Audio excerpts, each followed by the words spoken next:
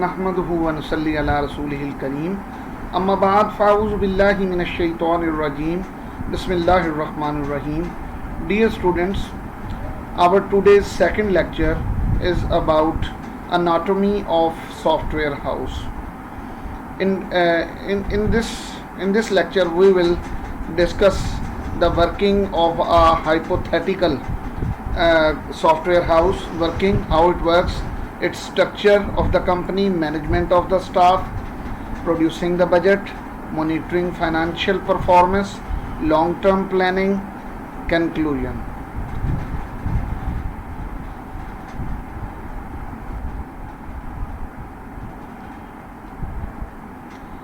Introduction. A hypothetical company. Suppose we have selected a company, Sunrise Software Limited, which was founded some 10 years ago by 4 friends. All 4 friends are the members of the board of directors, along with 2 others who were recruited later. The company specializes in the production of bespoke software. As you know that it is a tailor-made software which is made specially according to the requirements of their clients, and it should be a high quality software which exactly fits their situation for client. And it is Sunrise head office is in London. Other offices are in Manchester, Delft, Netherlands, etc. Company basic structure is, first of all, chairman. Under the chairman there is a managing director, and after that there is a manager, director finance, director operations, director sales and marketing, director technical, and director overseas. Now we are going to briefly discuss about them. Previously we have discussed about director finance. Now and next we are going to discuss about operations director. The operations director is responsible for all the revenue earning operations of the company. Company के जितने भी revenue earning operations हैं उनको operations director deal करता है, उसका responsible है. It is his duty to ensure that all projects are completed satisfactorily. All resources are available to carry out the projects that the company wins. The personnel reports to him. इसकी duties में ये भी आ जाता है कि तमाम projects जो से हैं वो सेटिस्फैक्टरीली जो से कंप्लीट होने चाहिए, और कंपनी जिन तमाम प्रोजेक्ट्स को हासिल करती है उन तमाम प्रोजेक्ट्स के लिए जितने भी रिसोर्सेज प्रोवाइड करने होते हैं ये ऑपरेशंस डायरेक्टर की ज़िम्मेदारी होती है, उनको रिसोर्सेज प्रोवाइड करना. और जो पर्सोनल्स इसके अंडर जितने भी ऑपरेशंस डायरेक्टर के नीचे जितने भी पर्सोनल्स काम कर रहे होते हैं वो इसको डायरेक्टली रिपोर्ट करते हैं. Technical director. The technical director is responsible for quality management, resource and development, research and development, marketing at a technical level, for example arranging for staff to give papers at conferences, technical training as opposed to training in say project management of presentational skills which are the responsibility of the personnel section. Basically technical director is responsible for quality management, research and development, जो research करवानी है, जो products के ऊपर research करनी है उसकी further development के लिए, उसको और ज़्यादा इम्प्रूवमेंट लाने के लिए उसमें वो टेक्निकल डायरेक्टर की रिस्पॉन्सिबिलिटी है. टेक्निकल डायरेक्टर जो है वो मार्केटिंग जो सी है उसके लिए टेक्निकल तरीके से स्टाफ को प्रिपेयर करता है, उनको रिसर्च पेपर्स दिए जाते हैं, उनकी टेक्निकल पेपर्स जो कि स्टाफ जो है ना सिर्फ ये कि प्रिपेयर करता है बल्कि कॉन्फ्रेंसेस में वो टेक्निकल पेपर्स जो से हैं पढ़े जाते हैं. Technical training as oppose to technical training में वो सिर्फ मैनेजमेंट या प्रेजेंटेशनल स्किल्स ही नहीं होती बल्कि उससे हटकर इसमें पर्सोनल पर्सोनल फंक्शन, उनकी रिस्पॉन्सिबिलिटीज़ को देखा जाता है। टेक्निकल शोबे में प्रैक्टिकली उनकी ट्रेनिंग्स को डील किया जाता है। Sunrise organizational structure type. It shows the elements of all three of the types of organizational structure. Number one, functional division of responsibilities. Number two, geographical element represented by the director responsible for overseas operations. And number three, centralization and decentralization has little meaning. Centralized policies and procedures are widely used, but they have usually been developed within one part of the company and have been adopted by general consent. Dear students, basically sunrise के organisational structure की अगर हम बात करें तो इसमें basically वो ये तीन तरह की ऑर्गेनाइजेशनल स्ट्रक्चर के तीन तरह के एलिमेंट्स को शो कर रही है। पहली बात तो ये कि ये एक इसमें फंक्शनल डिवीजन की जो उनकी रिस्पॉन्सिबिलिटीज़ हैं, जो फंक्शनल डिवीजन है रिस्पॉन्सिबिलिटीज़ का, वो बिल्कुल परफेक्ट है। फंक्शनल डिवीजन की गई है रिस्पॉन्सिबिलिटीज़ की मैनेजमेंट के पॉइंट ऑफ व्यू से। फिर उसके बाद जियोग्राफिकल एलिमेंट इसमें ये है कि ओवरसीज़ एक ओवरसीज़ डायरेक्टर की मौजूदगी ये ज़ाहिर करती है कि ये कंपनी एक जियोग्राफिकल कंपनी है, ऑर्गेनाइजेशन है। थर्डली, सेंट्रलाइजेशन और डिसेंट्रलाइजेशन को अगर हम देखें तो बेसिकली सेंट्रलाइज्ड पॉलिसीज़ और प्रोसीजर्स वाइडली यूज़ हो रहे हैं इस ऑर्गेनाइजेशन के अंदर। लेकिन अगर कोई किसी ब्रांच में कंपनी की सेंट्रल मैनेजमेंट से की इजाज़त से अगर कुछ रूल रेगुलेशंस अगर कोई ब्रांच अपने तौर पे बनाना चाहे तो वो एक जनरल कंसेंट सेंट्रल हेडक्वार्टर से ब्रांच से लेगी। Centralised versus decentralised. In theory, staff have a sense of belonging to a group and regard their group manager as the manager who is permanently responsible for their career in the company. आमतौर पे normally अगर हम ये देखें तो staff किसी भी department का जो स्टाफ है वो अपने मैनेजर के साथ, अपने ग्रुप मैनेजर के साथ इतना ज़्यादा एफिलिएट हो जाता है कि वो ये समझते हैं कि उनकी परमानेंटली उनकी जॉब की सिक्योरिटी इसी मैनेजर के साथ अटैच रहने में है। अपनी लॉयल्टी वो अपने मैनेजर के साथ शो करते हैं। लेकिन अगर प्रैक्टिकली हम देखें तो प्रोजेक्ट्स जो उनसे हैं, जब कंपनी जब कोई प्रोजेक्ट्स कंप्लीट करती है तो उसमें डिफरेंट ब्रांचेस या डिफरेंट हेड्स के अंदर से स्टाफ को मिल के एक जगह एक नया ग्रुप बनाकर अपना काम, अपनी ड्यूटीज़ को सरअंजाम देना पड़ता है। तो इस लिहाज से प्रैक्टिकली इस बात को हम देखें तो ये सच यहाँ पे इतना मुमकिन नहीं है। In a company of the size of sunrise the distinction between centralise, अभी हम बात कर चुके हैं कि सेंट्रली इसके ज़्यादातर रूल्स और रेगुलेशंस इसके सेंट्रलाइज्ड हैं, यानी हेडक्वार्टर डील कर रहा है, मैनेज कर रहा है। वाइडली जो सा है उसकी मैनेजमेंट है। लेकिन जो सी कंपनी के जो अपनी ब्रांचेस हैं उनको एक हद तक उनको इजाज़त है कि वो कंपनी की मैनेजमेंट के साथ, कंपनी के कंसेंट के साथ, सेंट्रल मैनेजमेंट की कंसेंट से कुछ अडॉप्ट रूल्स को अडॉप्ट कर सकते हैं अपने लोकल लेवल पर। Management of staff, new employees versus old employees, staff appraisals. इसमें ये होता है कि एम्प्लॉयज़ की जो अचीवमेंट्स होती हैं, जो कंट्रीब्यूशंस होती हैं, वो उनको प्रॉपरली क्योंकि कंपनी रिकॉर्ड कर रही होती है और स्टाफ भी अच्छी तरह जानता है कि कंपनी उनसे क्या एक्सपेक्ट कर रही है और उनको प्रमोशन हासिल करने के लिए किस किस्म की अचीवमेंट्स जो सी हैं वो हासिल करनी होंगी। अपनी ड्यूटीज़ को किस तरह परफॉर्म करना होगा। Proper plans for training and career development were made and regularly reviewed.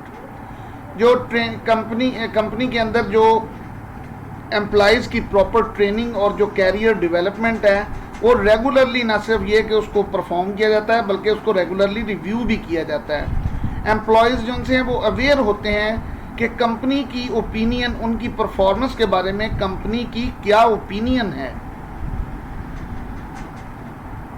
Producing the budget, staff in the company are broadly divided into technical or revenue earning staff and non-revenue earning staff. Both require different capital to work. Staff का, एक company के अंदर staff को broadly अगर हम divide करें तो दो तरह का स्टाफ होता है। एक वो जो टेक्निकल या रेवेन्यू अर्निंग स्टाफ है, कंपनी के लिए रेवेन्यू अर्न कर रहे होते हैं, और दूसरा वो स्टाफ जो नॉन रेवेन्यू अर्निंग स्टाफ होता है। दोनों अपने तरीके से अपनी ड्यूटीज़ को परफॉर्म कर रहे होते हैं, दोनों का अंदाज मुख्तलिफ होता है। Monitoring financial performance, monitoring sunrise performance against the budget should in principle be straight forward. Sunrise की जो मॉनिटरिंग है बजट के अगेंस्ट जो परफॉर्मेंस है, जो वो मॉनिटरिंग बड़ी स्ट्रेट फॉरवर्ड है सनराइज के अंदर। Each month, the income and the expenditure under the various heads are compared, and if significant deviations are observed, corrective action is taken. Company के मुख्तलिफ हेड्स के अंडर जितने भी इनकम और जो एक्सपेंडिचर्स हो रहे होते हैं उनकी हर माह उनकी मॉनिटरिंग की जाती है। अगर उनके दरमियान ज़्यादा फ़र्क महसूस किया जाए तो फिर उसके लिए कोरेक्टिव एक्शंस भी लिए जाते हैं। In practice this simple procedure presents many difficulties. आम तौर पर नॉर्मली ये एक मुश्किल प्रोसीजर है। To monitor financial performance, company focuses on, company अपनी फाइनेंशियल परफॉर्मेंस को मॉनिटर करने के लिए तीन किस्म के पॉइंट्स पे फोकस करती है। Number 1 cost and revenue, number 2 project costing, number 3 sales. Number 1 cost and revenue. आम तौर पे जब हम कॉस्ट और रेवेन्यू के बारे में कंपनी की मॉनिटरिंग करते हैं तो उसमें कई किस्म के इंडिविजुअल फैक्टर्स आते हैं जो प्रॉब्लम का बायस बनते हैं। For example, number 1 annual budget and staff hiring. Annual budget के अंदर अगर आप ज़्यादा स्टाफ हायर कर लेते हैं तो एनुअल बजट पे बोझ बन जाता है। इसी तरह अगर लार्ज प्रोजेक्ट्स काज डेविएशन इन बजट, अगर लार्ज प्रोजेक्ट्स जो कंपनी ने जो हासिल किए हैं और लार्ज प्रोजेक्ट्स को कंपनी कर रही है, अगर उनमें अपने सक्सेसफुली अगर उसको परफॉर्म ना कर पाए और कुछ थोड़ी सी और उसमें कोई डेविएशन फील की जाए तो बजट में उससे मुतल्लक अगर डेविएशन कोई बजट में आप अपने असल बजट से थोड़ा हट जाएं तो ये एक बहुत बड़ी प्रॉब्लम समझी जाएगी। इसी तरह अगर आप अपने प्रोजेक्ट की फिक्स्ड प्राइस एस्टिमेशन करते हैं और बाद में आपका प्रोजेक्ट जो है वो कॉस्टली कंप्लीट होता है तो इसका मतलब है ये भी आपकी कंपनी के लिए एक प्रॉब्लम बनेगी। Project number 2 project costing. Because of these difficulties in monitoring the overall performance of the company, Sunrise also tries to monitor the financial performance of individual projects through a project costing system. इन difficulties monitoring में इन difficulties को overcome करने के लिए company के अंदर sunrise जो है उसने एक प्रोजेक्ट कॉस्टिंग सिस्टम शुरू किया है जिसके ज़रिए वो इंडिविजुअल प्रोजेक्ट्स की परफॉर्मेंस को फाइनेंशियली मॉनिटर करेंगे। The cost and revenue of each project are calculated each month and the cumulative gross margin that is the difference between total cost and total revenue to date on the project calculated as a percentage of the total revenue. In practice this system doesn't work well. आम तौर पर क्या होता है कि project costing के अंदर वो ये देखते हैं कि प्रोजेक्ट के हर प्रोजेक्ट पर कितनी कॉस्ट आ रही हैं और उससे कितनी कॉस्ट एक्सपेंडिचर्स हो रहे हैं और कितना रेवेन्यू उस प्रोजेक्ट से जनरेट हो रहा है, और हर मंथ ये इसको कैलकुलेट किया जाता है। और जितना टोटल फिर कॉस्ट और टोटल रेवेन्यू, टोटल कॉस्ट कितनी लगी और टोटल रेवेन्यू कितना जनरेट हुआ टू द डेट, यानी प्रोजेक्ट की कंप्लीशन तक, फिर उसको जो इनमें जो फ़र्क होता है उसको फिर एक टोटल रेवेन्यू की परसेंटेज, इसको परसेंटेज के तौर पे इसको एक्सेप्ट किया जाता है। ये बेसिकली जो प्रोजेक्ट कॉस्टिंग सिस्टम है ये इतना बेहतर काम नहीं करता। अगर प्रैक्टिकली इसको देखा जाए तो ये कोई बहुत अच्छा वर्किंग सिस्टम नहीं है। थर्डली सेल्स, तीसरा तरीका जिसमें कंपनी सेल्स मेथड जिसमें company the budgeted increase in revenue derives partly from increased charge rates, partly from better staff utilization and partly from an increased number of staff. जो company का जो revenue में जो increase होती है वो एक तो ये कि कंपनी अपने चार्जेस को बढ़ा दे, उनके रेट्स को बढ़ा दे, या स्टाफ की बेहतर यूटिलाइजेशन की जाए, या फिर थर्डली अगर स्टाफ जो सा है उसको इंक्रीज करके बेहतर तरीके से काम को जल्द अज जल्द प्रोजेक्ट को कंप्लीट किया जाए। इससे बजटेड रेवेन्यू में इंक्रीज हासिल की जा सकती है। लेकिन ये जो तमाम फैक्टर्स हैं ये फॉरवर्ड सेल्स पोजीशन से की वजह से इन्फ्लुएंस होते हैं, जिसमें ये होता है कि आप स्टाफ जो आपको रिक्वायर होता है और आपने अगर स्टाफ ज़्यादा रख लिया है और जो रेट्स कंपनी ने कमिट किए थे in the coming months project को कंप्लीट करके देने के लिए, और कंपनी को कुछ स्टाफ उसके लिए रिक्वायर्ड था, तो ये कंपनी के लिए फिर ये एक अजाफी बोझ बन जाएगा। तो इसको मॉनिटर करने के लिए कंपनी दो तरह की रिपोर्ट्स, सेल्स पोजीशन को मॉनिटर करने के लिए और असेस करने के लिए कंपनी दो तरह की रिपोर्ट्स तैयार करती है। पहला, the confirmed sales reports which shows for each grade the number of staff in that grade who are committed to contracts in each of the following 12 months and the total expected revenue from that grade in each month. अगर किसी शोबे के अंदर company किसी manager के नीचे अगर कोई स्टाफ हायर करती है, उनको कॉन्ट्रैक्ट्स वगैरह पे रखती है, तो हर महीने इस चीज़ की मॉनिटरिंग की जाती है कि टोटल एक्सपेंडिचर्स जो हैं उनके अगेंस्ट क्या टोटल एक्सपेक्टेड रेवेन्यू जो कंपनी चाह रही होती है वो हासिल हो रहा है या नहीं। अगर वो हासिल हो रहा है तो कंपनी वो स्टाफ जो उनसे कॉन्ट्रैक्ट्स पे रखे गए हैं उनको कंटिन्यू रखती है, वरना अदरवाइज कंपनी उन स्टाफ को फायर कर देती है। Number 2, sales prospects report shows for each sales prospect the potential value of the sale, its likelihood and the likely start date. Sales prospects report में ये देखा जाता है कि किसी भी कोई भी सेल किस पोटेंशियल वैल्यू तक जा सकती है, उसकी पोटेंशियल वैल्यू सेल की कहाँ तक पहुँच सकती है, उसकी स्टार्ट पे वो सेल रेट क्या था और इस वक्त मौजूदा सेल रेट क्या है, और उसका पोटेंशियल कितना है कि आगे कितना वो प्रोडक्ट जो सी है अपने सेल रेट उसका उससे कितनी अर्निंग हासिल हो सकेगी। Long term planning, strategic planning for future, the ability to plan strategically and to achieve strategic objectives is the hallmark of well-run successful companies.